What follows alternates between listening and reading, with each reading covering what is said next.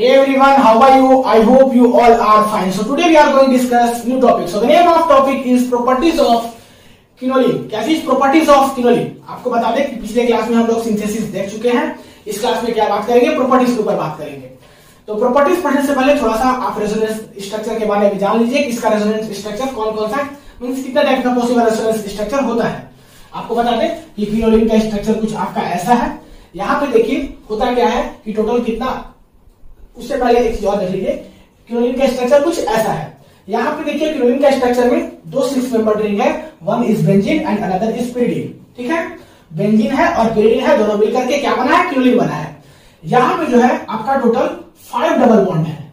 ठीक है, 5 double bond है. मींस कितना पाई इलेक्ट्रॉन हो गया? 10 पाई इलेक्ट्रॉन हो गया. ठीक है, 10 पाई इलेक्ट्रॉन है तो कंपाउंड कैसा है? एरोमेटिक है. ठीक है, एरोमेटिक है. एरोमेटिक क्यों है? क्योंकि ये जो है आपका हकल्स रूल्स को फॉलो कर रहा है. अब हकल्स रूल्स क्या होता है वो हम नहीं बताएंगे, क्योंकि हकल्स रूल्स बताने लगेगा तो बहुत टाइम लग जाएगा. हम मान चल रहे हैं कि आपको मालूम है. तो ये 10 पाई इलेक्ट्रॉन होता है. ये कंपाउंड इसी के चलते क्या होता है? एरोमेटिक्स होता है, क्योंकि ये हकल्स रूल्स को फॉलो कर रहा है. तो ये क्या करेगा यहाँ पे कि रेजोनेंस बनाता है. क्या बनाता है? रेजोनेंस बनाता है. इसका टोटल 6 रेजोनेटिंग स्ट्रक्चर होता है. 1 2 3 4 5 6. कैसे रेजोनेटिंग स्ट्रक्चर बन रहा है आपको सब यहाँ पे दिखाया हुआ है. हम इसके बारे में डिस्कस नहीं करेंगे.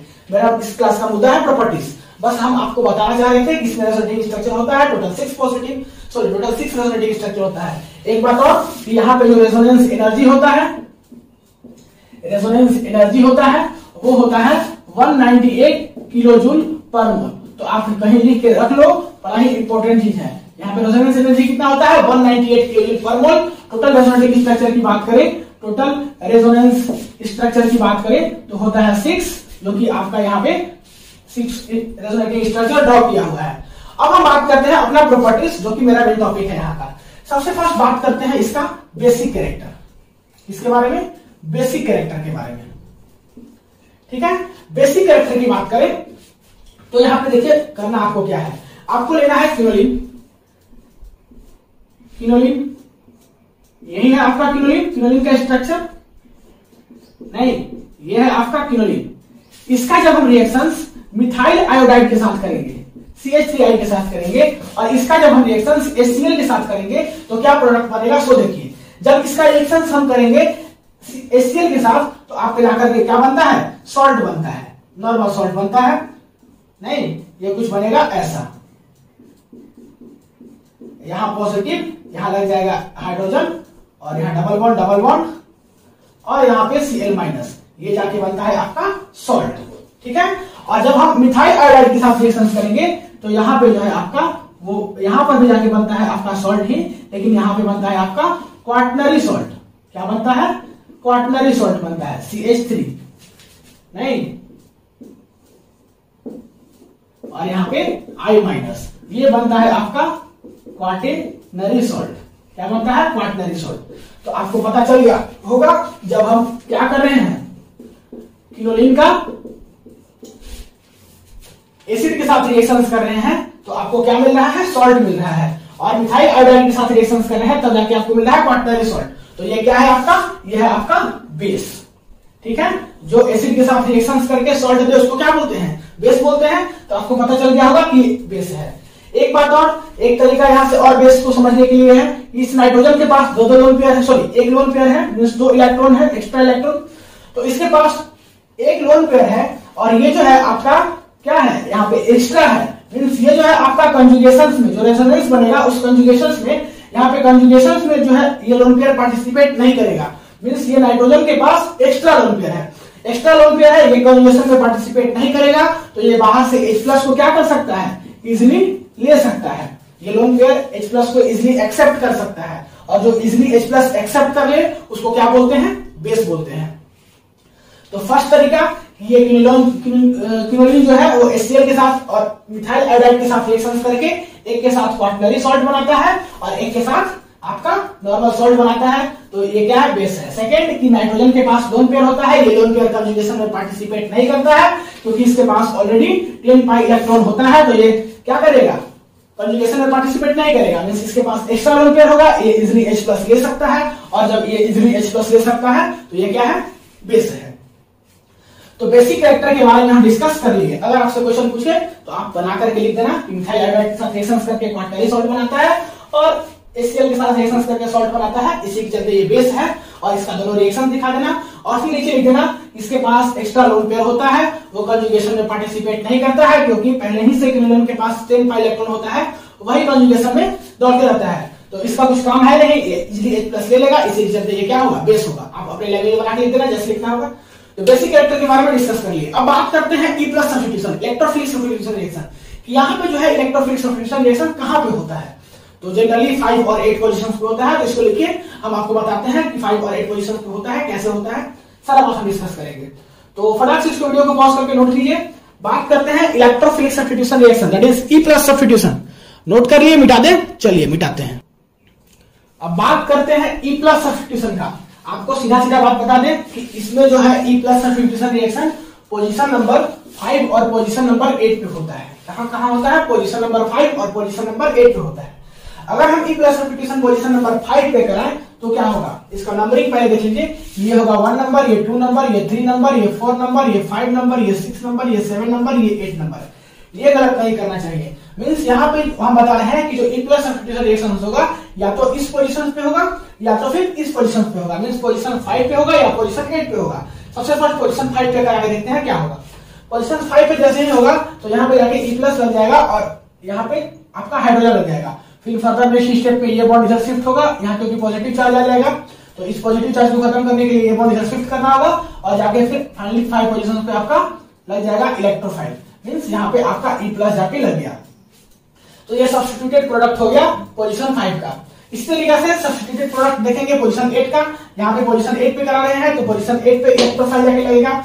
नहीं, ये बॉन्ड यहाँ से पॉजिटिव चार्ज आएगा, ये बॉन्ड बना लेगा पॉजिटिव चार्ज को खत्म करने के लिए और ये जो जाके बनाएगा क्या, सब्स्टिट्यूटेड प्रोडक्ट यहाँ से बना लेगा। सब्स्टिट्यूटेड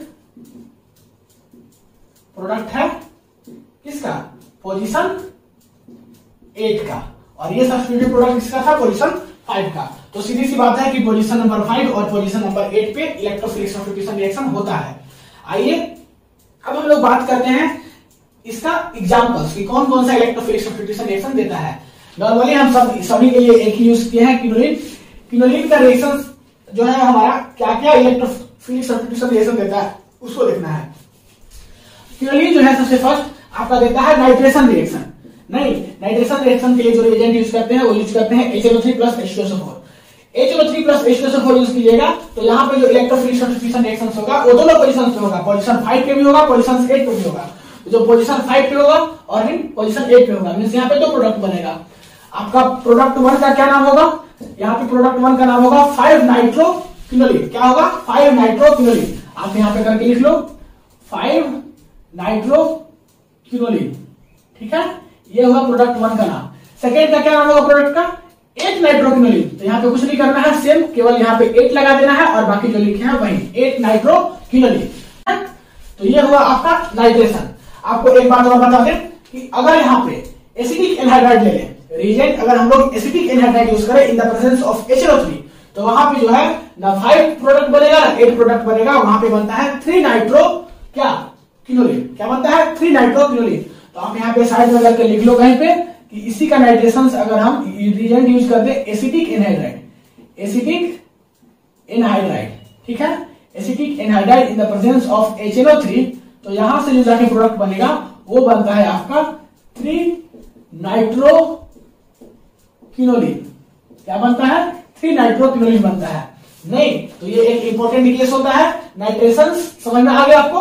नाइट्रेशन नॉर्मली आपको यही रिएक्शन देखने के लिए मिलेगा, यही रिएजेंट यूज करके HNO3 और H2SO4 तो आपको 5-नाइट्रोक्विनोलिन और 8-नाइट्रोक्विनोलिन देखने के लिए मिलेगा। लेकिन अगर हम लोग एसिटिक एनहाइड्राइड और HNO3 के प्रेजेंस में रिएक्शन कराएं तो हमको जाके क्या मिलेगा, 3-नाइट्रोक्विनोलिन। तो नाइट्रेशन रिएक्शन समझ में आ गया। इसका अगर आपको क्या करना होगा, मैकेनिज्म करना होगा तो आप इजीली कर सकते हो। नाइट्रेशन रिएक्शन कैसे होता है आपको मालूम है नहीं, तो आपको यहाँ पे सबसे पहले 5 पोजीशंस पे सब्स्टिट्यूट करना होगा E+ को और फिर 8 पोजीशंस पे दोनों प्रोडक्ट बन जाएगा। हालांकि आपके सिलेबस में मैकेनिज्म है नहीं, लेकिन अगर आप करना चाहे तो आपको नाइट्रेशन जो आता है उसी से आपको सीधा करना है।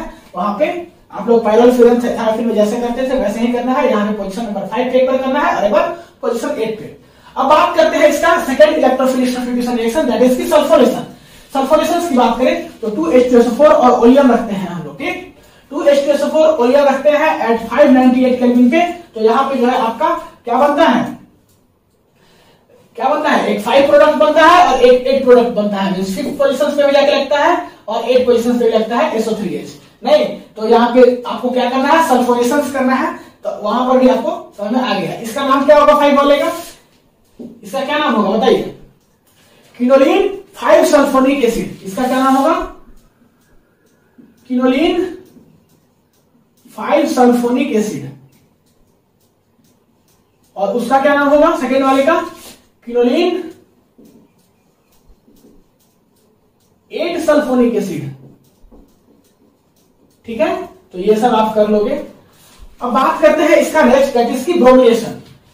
हम लोग क्या देख लिए, नाइट्रेशन देख लिए, सल्फोनेशन देख लिए। अब बात करते हैं ब्रोमिनेशन। ब्रोमिनेशन इसका एक इलेक्ट्रोफिलिक सब्स्टिट्यूशन रिएक्शन का बेस्ट एग्जांपल है। यहाँ पे आपको Br2 और H2O रिएजेंट यूज करना है।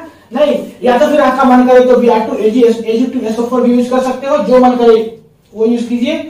तो यहां से जाके आपका क्या प्रोडक्ट बनेगा, आपका यहां से जाके 2 प्रोडक्ट बनेगा, दैट इज 5 पोजीशन पे जाके लगेगा और 8 पोजीशन पे भी Br लगेगा।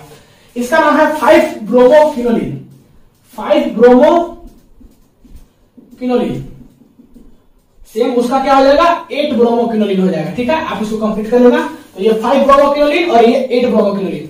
लेकिन यहां पर भी एक दो इंपॉर्टेंट केस आता है कि अगर आप इसका वेपर फेस में रिएक्शंस कराइएगा तो यहाँ पर ना तो 5 बनेगा ना तो 8 प्रोडक्ट बनेगा। यहाँ पे बनता है आपका 3-ब्रोमोक्विनोलिन। मींस आपका इस पोजीशन पे जाके लगेगा, इस पोजीशन पे। नहीं तो कब, जब इसका वेपर फेस में रिएक्शंस कराएंगे। सेकेंड की जब इसका 775 डिग्री 775 मतलब कि 775 केल्विन पे इसका जब रिएक्शन कराइएगा तब जाके आप समझिएगा 2-ब्रोमोक्विनोलिन। ठीक है, तो इसका 2 केस हुआ, एक वेपर केस में 3 ब्रोमो देगा और 775 केल्विन पे आपका 2-ब्रोमोक्विनोलिन देगा। तो इसको भी आप नोट करके लिख लीजिएगा, ये बहुत अक्सर कम देखने के लिए मिलता है।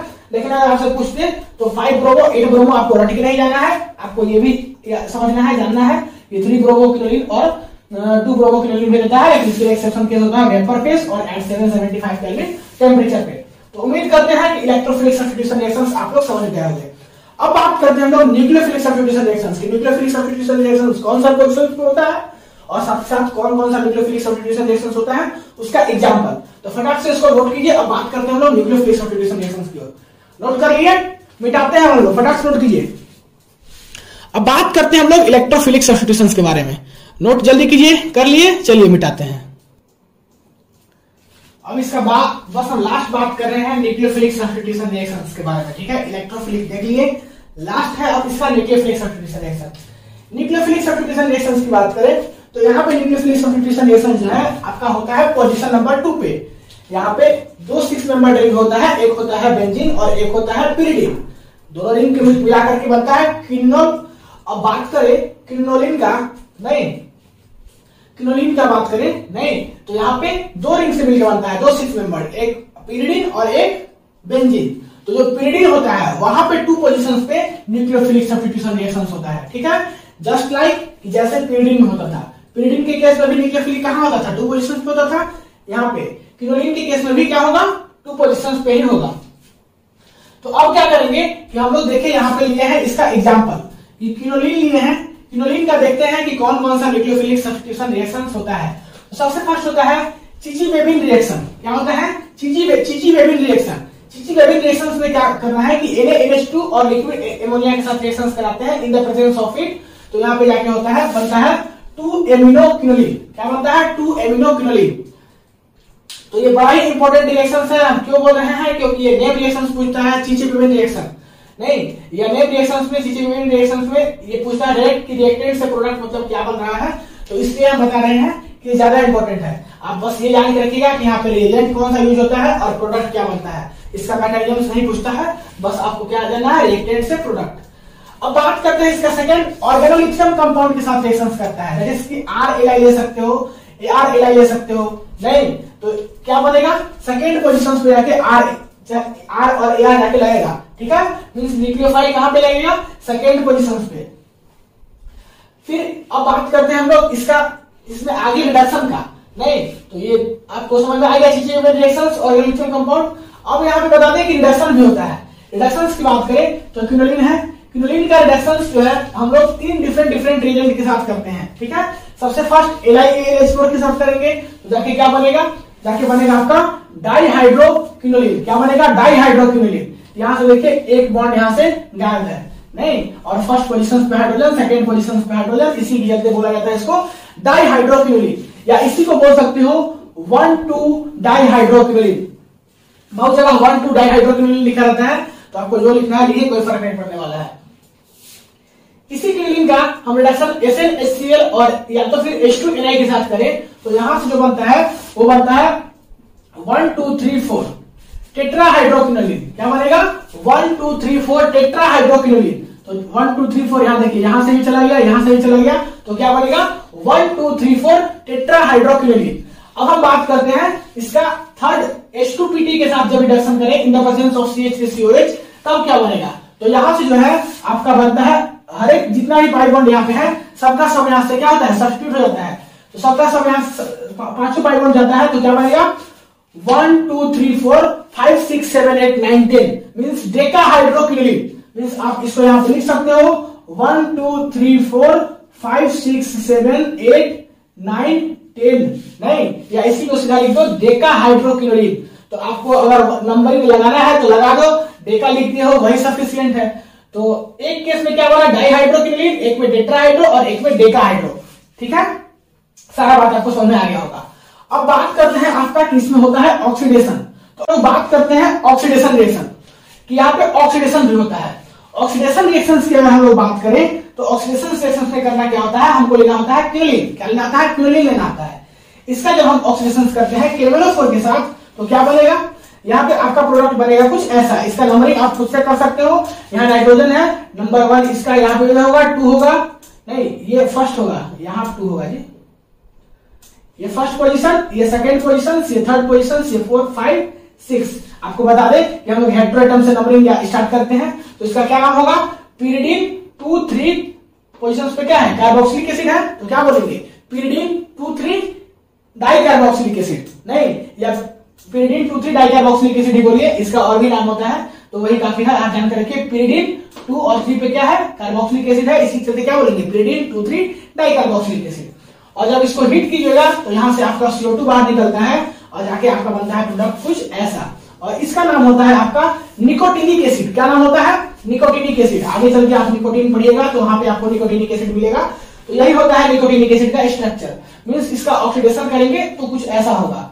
सीधा बता दें आपको कि अगर क्विनोलिन का हम लोग ओजोनलाइसिस करेंगे तो ओजोनलाइसिस करने पे आपका निकोटिनिक एसिड की जगह पे, मींस यहाँ पे कोई एसिड नहीं मिलता, यहाँ पे आपको सीधा क्या मिलता है, एल्डिहाइड मिलता है। तो अगर इसी को हम सीधा क्विनोलिन को ओजोनलाइसिस करें तो हमको मिलेगा एल्डिहाइड, और KMnO4 के साथ ऑक्सीडेशन करें तो हमको मिलेगा निकोटिनिक एसिड। तो उम्मीद करते हैं कि न्यूक्लियोफिलिक रिएक्शंस भी समझ में आ गया होगा। इस क्लास में क्या क्या देखे, थोड़ा सा आपको हम बस टॉपिक रिकैप करा देते हैं। सबसे फर्स्ट देखें कि क्विनोलिन का रेजोनेंस स्ट्रक्चर कितना पॉसिबल है। टोटल 6 रेजोनेंस स्ट्रक्चर होता था। रेजोनेंस एनर्जी देखें वहां पे कि 198 किलोजूल पर मोल होता है। आपको वहां पे यही बताएं कि क्विनोलिन जो है इसके पास 10 पाई इलेक्ट्रॉन होता है, मींस ये एरोमेटिक होगा, नहीं क्योंकि ये हकल्स उसको फॉलो कर रहा है। उसके बाद फिर हम लोग देखें इसका electrophilic substitution, sorry basic character के बारे में सबसे फर्स्ट। उसके बाद फिर क्या देखें, बेसिक कैरेक्टर, सबसे फर्स्ट प्रॉपर्टी। बेसिक कैरेक्टर में देखें कि ये मिथाइल आयोडाइड के साथ रिएक्शंस कर रहा है और क्वार्टनरी सॉल्ट बना रहा है, नहीं। उसी प्रकार से इधर देखें हम लोग कि HCl के साथ रिएक्शंस करके भी सॉल्ट बना रहा है। मींस ये क्या है, जब कोई भी कंपाउंड एसिड के साथ रिएक्शंस करके सॉल्ट बनाए तो वो क्या होता है, बेस होता है। सेकेंड बेस का रीजन क्या देखें हम लोग, सेकेंड बेस का रीजन देखें कि क्विनोलिन के पास नाइट्रोजन के पास लोन पेयर होता है। क्विनोलिन में नाइट्रोजन के पास लोन पेयर होता है, और लोन पेयर जो है कंजुगेशन में पार्टिसिपेट नहीं करता है, मींस वो बाहर से H+ ले सकता है। उसके पास H+ लेने का टेंडेंसी है, तो वो क्या होगा, बेस होगा। तो बेसिक कैरेक्टर देख लिए। उसके बाद फिर देखें electrophilic substitution reaction. Electrophilic substitution reactions में देखें कि पोजीशन नंबर 5 और पोजीशन नंबर 8 पे इलेक्ट्रोफिलिक सब्स्टिट्यूशन रिएक्शन होता है। वहां पे हम लोग एग्जांपल में देखें कि सल्फोनेशन होता है, नाइट्रेशंस होता है, ब्रोमिनेशंस होता है। सल्फोनेशंस, नाइट्रेशंस, ब्रोमिनेशंस तीनों देख लिए, और तीनों में से हम जो है आपको नाइट्रेशंस का और ब्रोमिनेशंस का कुछ एक्स्ट्रा केसेस भी बताए थे, वो भी देखें। उसके बाद फिर हम लोग बात के लास्ट पे nucleophilic substitution reactions nucleophilic substitution reactions में देखें कि पोजीशन नंबर 2 पे न्यूक्लियोफिलिक सब्स्टिट्यूशन रिएक्शंस होगा पिरिडिन में। पिरिडिन रिंग में 2 रिंग होता है, एक बेंजीन का एक पिरिडिन का। तो पिरिडिन में पोजीशन नंबर 2 पे क्या होगा, न्यूक्लियोफिलिक सब्स्टिट्यूशन रिएक्शंस होगा। जस्ट सिमिलर जैसे पिरिडिन में होता है, पिरिडिन भी एक हेटेरोसाइक्लिक कंपाउंड है, तो वहां पे जैसे न्यूक्लियोफिलिक सब्स्टिट्यूशन रिएक्शन 2 पोजीशंस पे होता था, वैसे ही सिमिलर क्विनोलिन में भी पिरिडिन रिंग में 2 पोजीशंस पे न्यूक्लियोफिलिक सब्स्टिट्यूशन रिएक्शन होगा। ठीक है, इसमें जो है हम लोग न्यूक्लियोफिलिक सब्स्टिट्यूशन रिएक्शंस में देखें कि यहाँ पे चीची वेबिन रिएक्शन होता है NaNH2 और लिक्विड एमोनिया के प्रेजेंस में, सेकंड और लिथियम कंपाउंड के साथ रिएक्शंस किया, और इसके बाद फिर इसका रिडक्शन ऑक्सीडेशन रिडक्शन 3 दिन डिफरेंट केस में हम लोग देखें, और फिर ऑक्सीडेशन देखें। तो आज का क्लास सीधा सीधी यहीं पे खत्म हुआ, मींस आपका क्विनोलिन जो है टॉपिक खत्म हुआ। नेक्स्ट क्लास में हम लोग आइसोक्विनोलिन के बाद आइसोक्विनोलिन के ऊपर डिस्कस करेंगे। आइसोक्विनोलिन जो है आपका हेटेरोसाइक्लिक कंपाउंड का लास्ट टॉपिक है, तो वो एक बस टॉपिक बच रहा है, उसको कंप्लीट कर देंगे, फिर आपका हेटेरोसाइक्लिक खत्म हो जाएगा। तो इस क्लास में इतना ही, मिलते हैं अगले क्लास में आइसोक्विनोलिन के साथ। तब तक के लिए पढ़ाई करते रहिए। All the very best.